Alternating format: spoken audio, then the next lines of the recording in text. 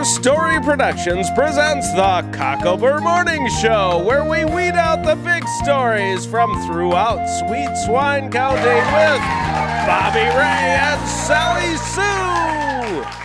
Thank you, and welcome to the Cocklebur Morning Show. And Bobby Ray, it is so good to have you back. Well, let me tell you something, Sally Sue. It's great to be back. You know, tell me, Sally Sue, how did it work out with my assistant, Godfrey? Your man, Godfrey? Yeah, my man, Oh, Godfrey. he did, oh, wonderful. Did he? He was just, oh, yes. I knew that would, he was just a natural at it. I knew he would. Yes, he I did. told him to prepare as the co-host in my Oh, place. did you? Oh, And yes. how did he do that? Well, I had him watch all the previous shows that we've done. You had him, really? Yes. Sit down and watch all 35 shows. Well, can you think of any other way that he could do it? I can't think of it. Well, I knew that he would do a great job. Yeah, you know, he did. And I knew he would. Yes. Yeah, very nice. You know, because when someone fills in for me, it's very important that they do a good job, and I think the best way to do that is by watching me, and it makes for great co-host. Okay. Yes. That's great. Now, while I was gone, though, I Yes. did happen to overhear that Sally Sue, my wonderful, intelligent co-host, was perhaps on another program? Me? Really? Yeah. You. Well, Would you mind explaining what was going on? I heard some things. I know. Well, I just couldn't resist because, you know, the women of Sweet Swine County. Yeah. Yeah. Okay. Yeah. So anyway, Prairie Ann was in a tight bind. And she needed In a me what? tight bind and Oh, needed okay. me to come Okay. and fill in at the last minute Oh, I because see. Nicole and Paris were gone. I see. They were busy. And so I came in to help out. It I was see. really to see what was going on. Oh, I see. It was actually to help our show. Yes, Oh, I yes, see. because, you know, she was so about that they were number So, one and everything. So that's why I went. Okay, That's all why right. I went Okay. to get, you know, the goods. Oh, okay, Yeah. great. Okay, honey, don't you have a weekend adventure coming up? I think it would be really Well, fun you know, to see. actually, I didn't go anywhere this last weekend. I Oh. stayed home and prepared for the next weekend adventures. Oh, okay. And I okay. thought that perhaps you would like to see or hear about what it is I'm going I to be talking would. about in the upcoming Oh, episodes. yes, All yes, right, well, let's. folks, ladies and gentlemen, it's time for Bobby Ray's Weekend Adventures. Sally Sue. Usually I report to you about some of the adventure I just had, but like I said, Yes. this time we're going to talk about what I'm going to be doing Oh, exciting. very soon. I can't wait. I'm very excited to tell you and our viewers that I'm going to be taking off a lengthier adventure to catch some great upcoming seasonal events in South Dakota. In South Dakota? You're going all the Yes. way to South Yes, Dakota? Yes, that's quite a trip, I know. All right, folks, here's what's going on. I'm heading to Brookings, South Dakota for their Festival of Lights and Festival of Trees. We all know that Brookings offers excellent lodging, Yes. a variety of restaurants and shopping, and cultural, recreational, and educational opportunities for people of all ages. Well, as the holiday season kicks off, Brookings is widely known for celebrating a traditional community event in its historic downtown called the Festival of Lights, Oh, nice. which features a sparkling parade that this year is themed It's a Wonderful Life. Oh, how wonderful. Oh, I love it That's gonna be great, already. yeah? Yes. Oh, At the same time, community residents and visitors may view the Festival of Trees featuring about 20 Christmas trees beautifully decorated by members of the community, businesses, and city organizations. The Festival of Trees runs from November 25th through December 11th and is promoted by the Brookings Arts Council, which has pursued its mission of encouraging community connections through the arts by providing a supportive environment for awareness, appreciation, and participation. I think these events are wonderful, and it's a great way in which families can enjoy the holiday spirit together. oh, definitely. It must be beautiful. You bet. Oh. Now, folks, you can find all the specific dates and times information about these festivals on Brookings' website at www.brookingssd.com under the Events tab. That's www.brookingssd.com under the Events tab. Oh. Sounds like a great time. Oh, it does. The Telling ya. trees sound Yes, wonderful. I think it's going to be absolutely gorgeous. I'm so Yes. looking forward to it. Well, folks, that's just another Bobby Ray's Weekend Adventures. Oh, that was amazing. Oh, those trees sound incredible. I think so too. But wait a minute. What? We have another. Bobby Ray's Weekend Adventures. This time, I'm going to be visiting Yankton, South Dakota, right during this holiday time. And let me explain to our viewers what's going on in Yankton. Yankton kicks off the holidays in grand style with several events that include the Holiday Parade of Lights. This ever-popular parade starts at 6 p.m. on December 2nd along 3rd Street in Yankton's historic downtown district. Oh, nice. The parade ends at Yankton's Meridian Bridge, where residents and visitors gather for the lighting of the tree, nibble on holiday cookies, yum. and join in caroling holiday songs with Santa. Oh, how fun. On December 2nd, the Lewis and Clark Theater Company also begins the first of several performances of a Christmas spectacular starring the Bridgettes at the beautiful Dakota Theater, which was built in 1902 as the city's opera house. That is going to be spectacular. I bet. The Dakota Theater also features a holiday cookie walk where you may buy all your holiday baked goods. Those are so fun. Oh, they are. They are so fun. And the food is delicious. Yes. And Yankton residents always flock in droves to the Gurney Landing Holiday Vendor Fair on December 2nd, where more than 30 vendors help you get a jump start on your holiday shopping. Oh, what a nice. I mean, it's an all-around, oh, yes, my. it's an all-around great Cookies, opportunity. shopping, Yes. Nothing's left. Not only that, Yankton has many other events during the holidays, and you can find out all kinds of great information about them on the city's website. Now, I'm going to give this to you, folks, so pay attention. www.yanktonsd.com. That's www.yanktonsd.com. And I'm really looking forward to both those adventures. Looking forward to how everything that's going fun. on. But there you have it, folks. Another Bobby Ray's Weekend Adventures. That was amazing. You know, Bobby Ray, you really do have the best adventures. I'm so jealous. Well, yes, I do. And I got to tell you, you talk about the best. Yes. How about we bring out our guest today? Ladies and gentlemen, from the county of Kossuth, Iowa, in the town of Algona, please join me in welcoming Marvin Chickering. Wonderful, wonderful. Oh, welcome. It's so good to have you It's here. fun to be here. Oh, Thanks for the invitation. Yes. Now, you're from Algona, Iowa. Tell us about Algona. It's a wonderful place to live and shop and eat. We have wonderful restaurants, and the diversity in the town is really beyond most towns of 6,000 people because we have a number of other businesses besides those related to ag, and of course filled with wonderful people and beautiful churches and a community that we have truly enjoyed for many years. Well, it sounds like a beautiful community, and my understanding is that you have a wonderful nativity scene. Why don't you tell us a little bit about that? It is that for sure. There's not another one like it in the world. And we are blessed to have it because 6 German prisoners of war at Camp Algona during World War II built this nativity scene and left it to us. Now, I don't want to take you off the main topic of the nativity scene, but just curious, how did German prisoners of war end up in Kossuth County in Iowa? Well, because France and England had so many prisoners, they didn't know what to do with all of them. And so they pleaded with our government to take some, and our government was not in favor to start with, but then they realized that this might be a solution to a huge problem during the war because our men were away fighting a war, and the labor needs here at home were huge.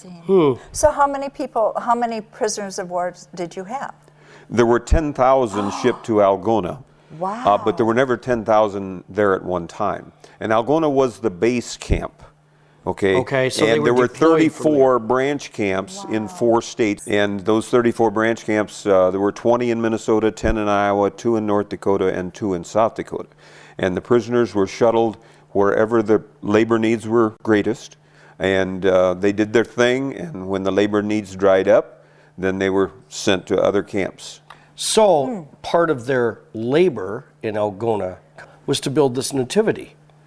Actually, the main curator was a man by the name of Edward Kybe, and he built a small nativity set for Christmas of '44.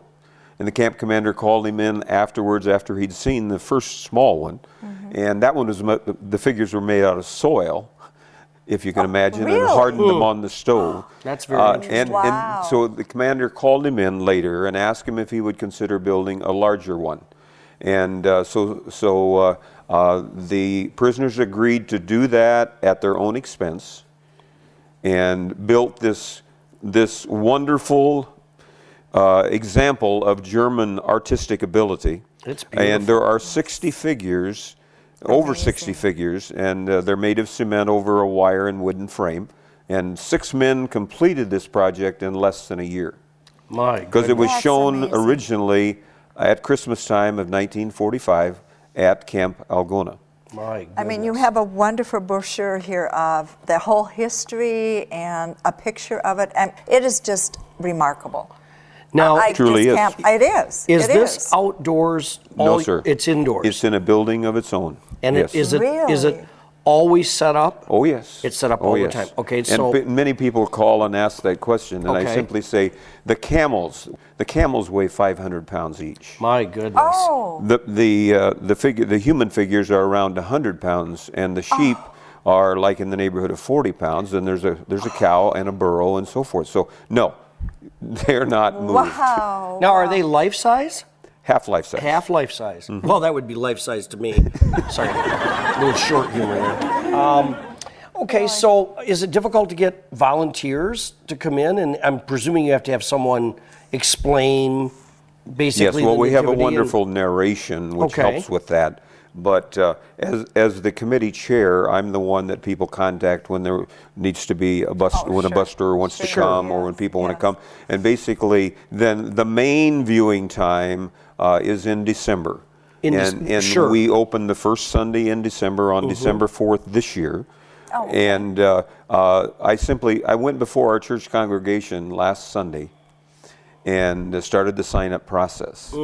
And would you believe when I asked for volunteers to sign up, there were 88 time slots available, and when I took the sheets home, there were already 41 of the slots filled. Oh, goodness. Wonderful. That is The Wonderful. people of our congregation love it and love to babysit the baby Jesus. That's great. That's And it makes my job wonderful. that much easier. Certainly. Yes, so I don't have to worry about that.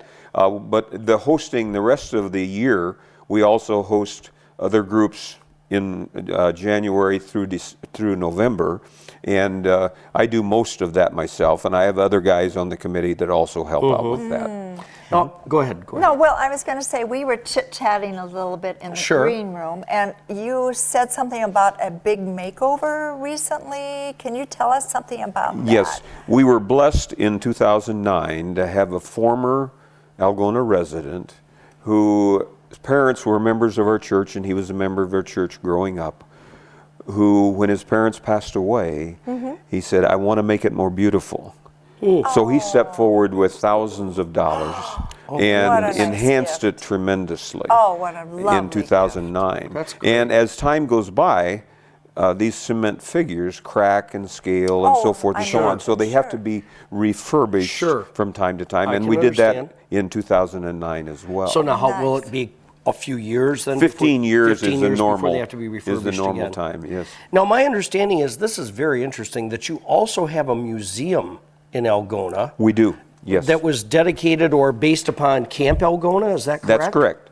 That's correct. And it opened in 2004. Okay. And this is operated by a group of people in our community separate from the Nativity. Okay. And I am also a member of the museum committee. Okay. And we work very closely together because the bus tours come to both places. Sure. And when guests come from afar and so forth and so on. So, yes, and it's a wonderful collection of memorabilia from the camp with examples of their artistic ability, and examples of all sorts of the aspect of Camp Algona. I find that really fascinating that someone kept those type of artifacts, because you would think that after the POWs left, that everything would be Yep. thrown away. Well, a lot That's of amazing. and the prisoners gave some of these as gifts to some of the people in Algona. I see.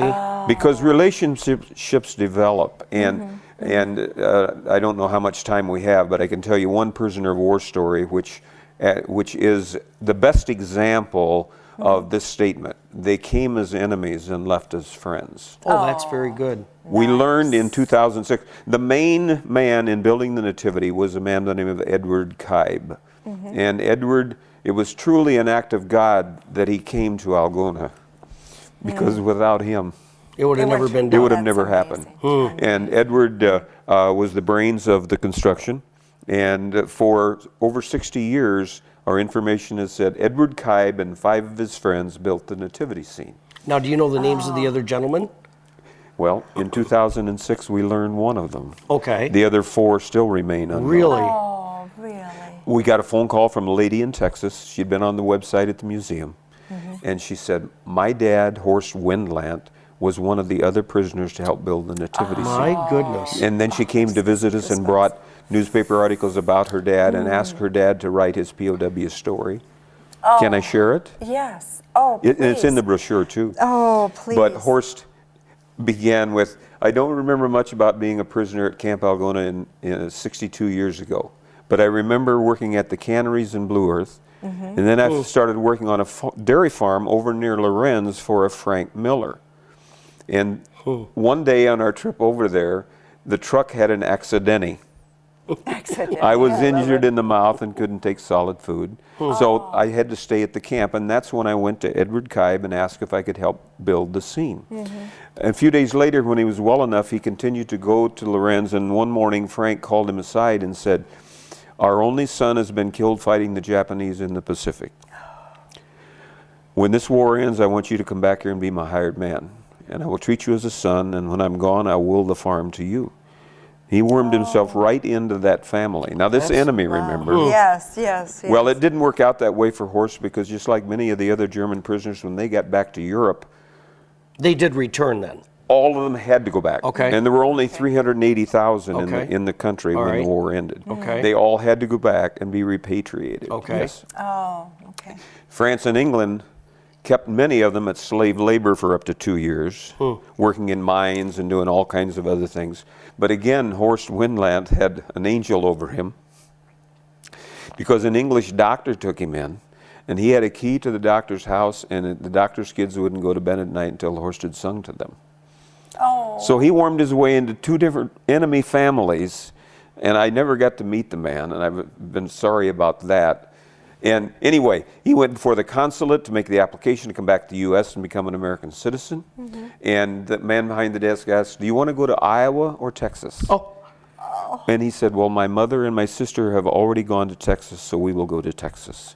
And the farmer never get mad at me.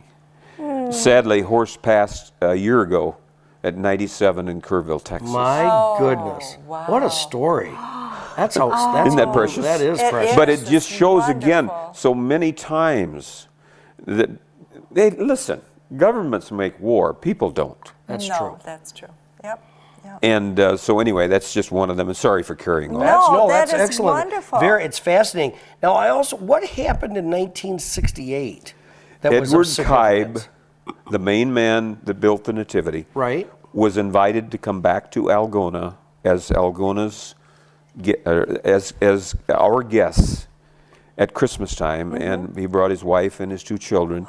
And They where had- was he? In Germany? Was he residing in Yes, Germany then? in Okay. fact, he lived the rest of his life in In Germany, Germany, and passed okay. in '88. In 88. So in Yes. 68, sorry to interrupt Right, you. that's okay. Okay. And so Algona invited them back, and they had a banquet, and the camp commander came, Nice.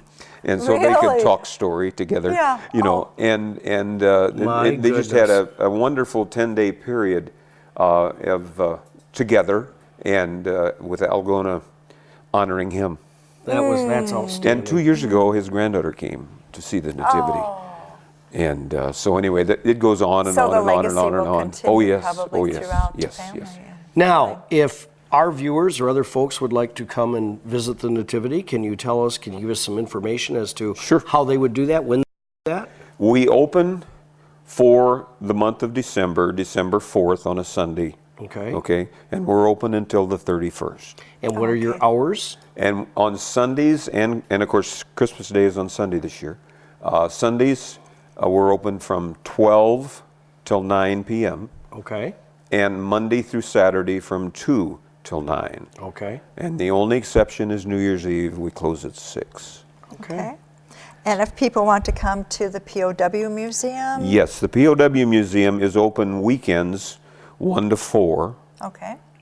And it'll also be open the week of the 19th to the 23rd each day from 3 to 6, and trying to make it available for people to come Sure, to see the Nativity. Sure. Now, the Nativity set is located where? On the fairgrounds, Kossuth County Fairgrounds, on the south edge of town, just Okay. off of Highway 169, and come to the south edge of town and you'll see signs. Okay, and at the museum?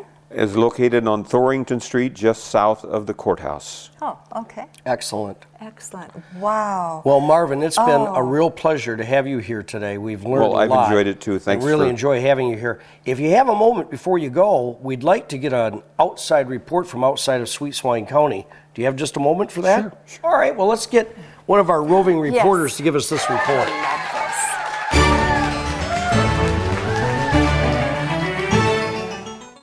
Hello, Lady Dort here. Once again, I am putting spots on my map to mark communities that I'm pretty sure you're going to love. In fact, let me tell you about one of them right now. Located in Watonwan County in south-central Minnesota is the picturesque town of Madelia. This small town of 2,100 people has lots to offer. Madelia was platted in 1857 in the middle of the prairie grasses, and it was named for the deceased daughter of one of the early settlers. In the 1860s, Fort Cox was built on land that is in the center of current-day Madelia.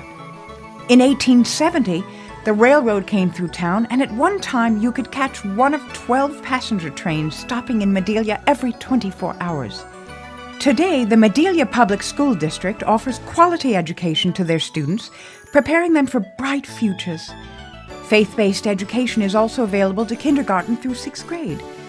Community education programs offer additional opportunities for residents of all ages, and the Madelia Branch Library offers additional options for learning and relaxation. Madelia offers numerous choices for recreation and entertainment. 3 city parks provide areas for play and relaxation, while nearby lakes offer water sports. Each year, Madelia celebrates Madelia Park Days in July and the Younger Brothers Capture event in September. Madelia invites you to visit their small town. They believe you'll enjoy the pride of the prairie.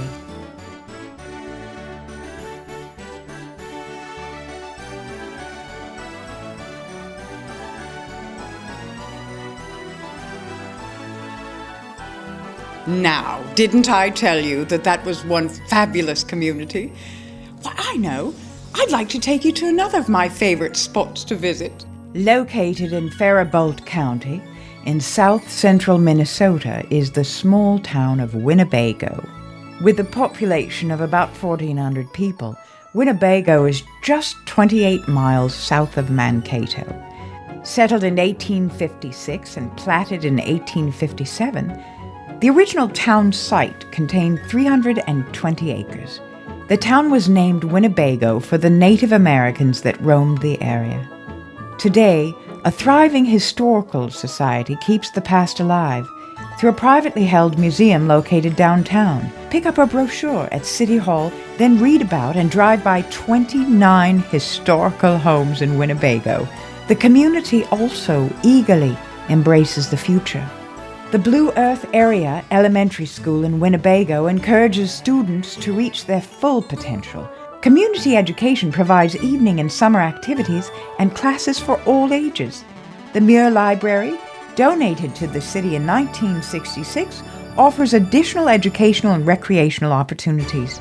A volunteer fire department and ambulance service rounds out this great community.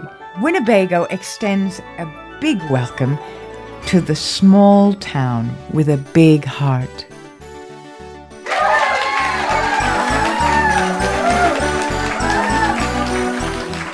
Well, Marvin, we want to thank you again for being our guest today. It was very delightful to hear about the Nativity scene and also the Algona POW camp. That's great stuff. Yes. And folks, we want to thank you, our viewers, for watching the Cocklebur Morning Show, where you all know that we weed out the big stories from throughout Sweet Swine County and beyond. Until next time, bye-bye. Bye-bye.